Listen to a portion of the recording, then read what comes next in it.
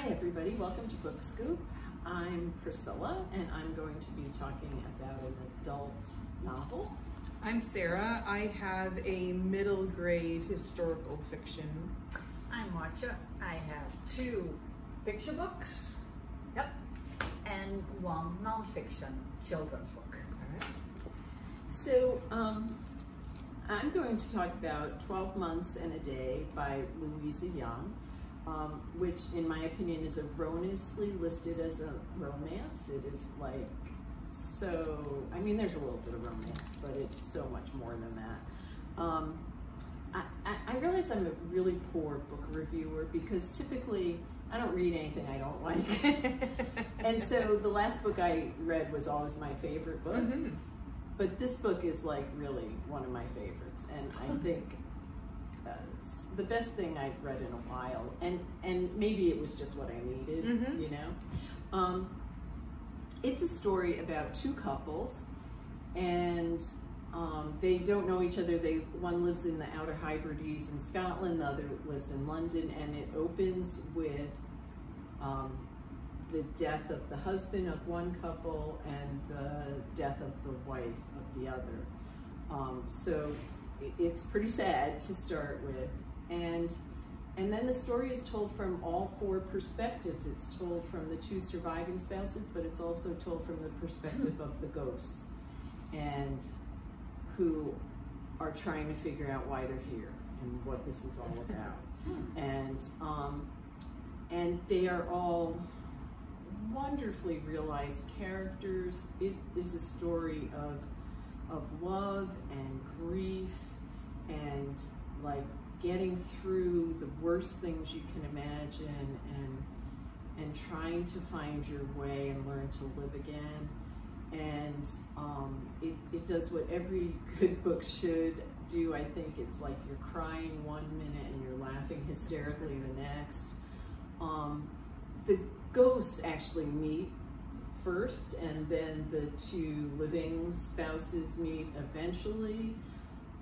And it has all that stuff that is about life, like, you know, this terrible loss and this terrible love that leads to this, you know, this grief that mm-hmm. you're experiencing. But there's also family and work and music and all the stuff that kind of gets us through the hard times and the good times both.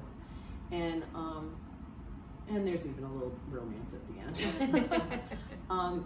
It's just a beautiful book. It hits all the right notes. It is both, I mean, it's very sad. It's about grief, but it's also one of the most hopeful and life-affirming things. And that there's something on the other side of that. And, mm-hmm. and shows like the beauty of living, even in all its tragedy and all its glory. Mm-hmm. And yeah, read it. Read 12 Months and a Day by Louisa Young. It is a fantastic read. I have a question for you. Listening to you, I think the book needs a different kind of cover. Well, would you agree? I would agree. It took me a while to understand the cover, you know, because it has the ghost here, which actually at first I was thinking this was a mermaid. It does look like a mermaid. But what really bothers me a little bit is not just the cover, it's like heart-stoppingly romantic is like on the front cover, and yeah, but no. It's like so much more than that. Yeah. And it has like a little bit of a romancy cover, but right. Yes, yeah. The cover doesn't do the book justice at all. I think you're really right about that. But everything in between does. It's well worth it. And we'll wrap it for the Valentine's. That's right. Yeah, exactly. And the language, it's just beautifully written. It's so poetic in its language. There were times that I just like, I felt like I had to stop and reread a sentence because it was so beautifully written. So yeah, read it. Very good. I read The Lost Year by Catherine Marsh. It's a middle grade book, but I would definitely say it's junior high, not younger than that, 6th, 7th, 8th grade. We meet Matthew, who lives in the United States in 2020, right at the beginning of the pandemic. His parents are divorced. His dad just took a job in France as a journalist just before everything closed down. And so his dad is totally stuck in France, and he is terribly worried about him. And he is at home with his mom and the great-grandmother, who they brought out of a nursing home because they were worried about her safety in a nursing home. And so mom is very strict. He's not allowed to see his friends. He's not really allowed out of the house. He can play in his backyard by himself, which we all know how much fun that is. And great-grandma's kind of grumpy. As you might imagine, she's 100 years old. And she has a whole bunch of boxes that she brought with her. And mom encourages him to help grandma go through her stuff. And so they start going through her stuff. And she starts telling her story. She grew up she was from Ukraine. And we hear the story of 3 female cousins in the 1930s in Ukraine. Their fathers are estranged. One of them actually lives in Brooklyn, and 2 are in Ukraine. And one of them, Mila, her dad is a staunch Stalin supporter. And Nadia, we meet her, and her family is on the outs of anyone in Stalin's camp. And we hear their story through them, but you realize that it's really great-grandma talking to Matthew about what's going on.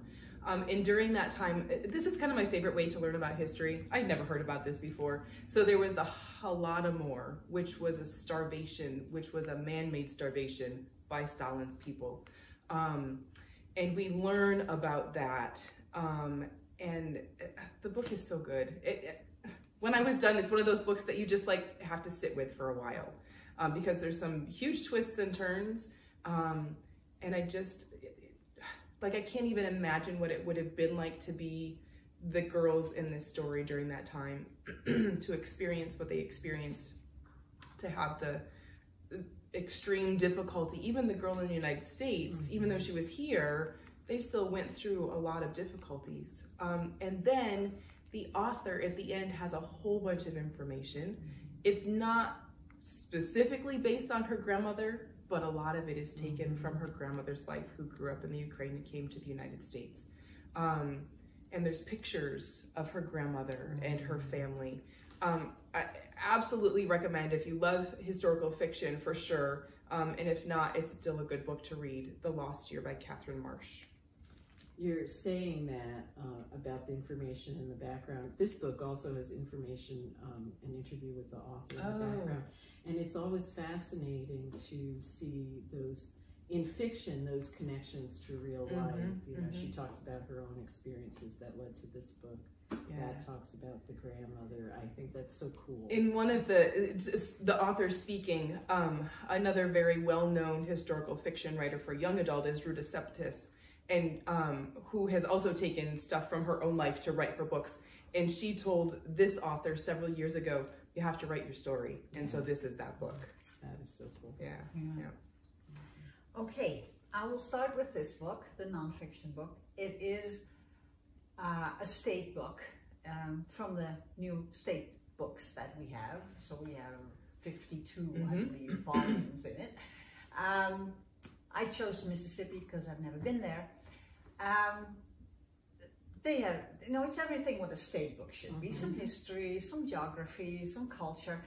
And it also, and I like that a lot, encourages the reader to think about, okay, now you have read a bit of text. What in this text is actually facts, and what is more, just a story. And I take it will do that in all the books, not just in the Mississippi one. It also gives links to a website from the core library, where you can find all kinds of other information about this state and the other ones. And it encourages the readers to go there. So check out one state or more if you like. Then I read Just Like Grandma by Kim Rogers and illustrated by Julie Flett. This is a book in a series by and about Native Americans. But it's really it's about grandmas. It's about role models more. And one of the really surprising to me things in this book is that it made me think about role models don't necessarily need to be older people. Right. Older people can take a role model in a younger child, and that's what also happens in this book.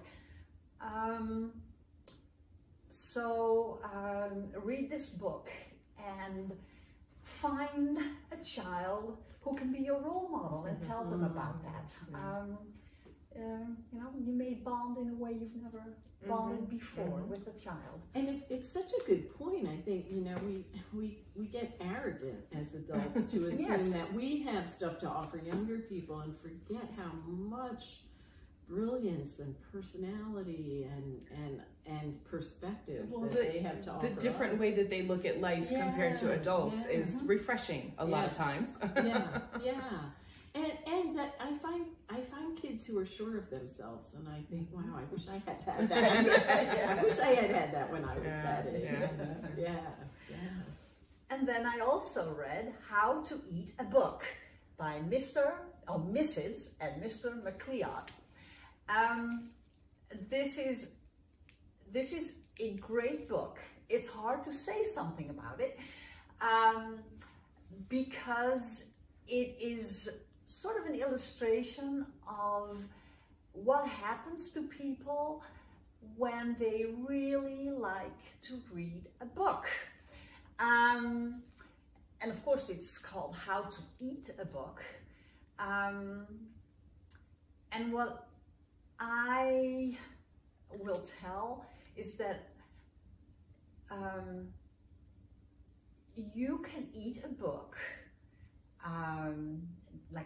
like we say, how we devour a book, but in a way, in order for that to happen, the book first has to eat you, and then you start eating the book. And it has beautiful, simple illustrations. It's a story about 3 children, and I think everybody who loves to read will immediately appreciate the simplicity of how it feels when you cannot put a book down. Well, that's all. Great. So we mentioned briefly about covering a book. If you haven't seen already, we have Blind Date with a Book here at the library, and we have a whole bunch of books that are covered with just a very brief description on it. We'd invite you to come in and check one out and check out a blind date and then let us know how it went. Yeah. And if you're daring, or even if you're not, give it a try.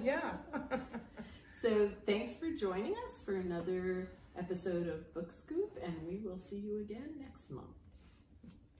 Bye.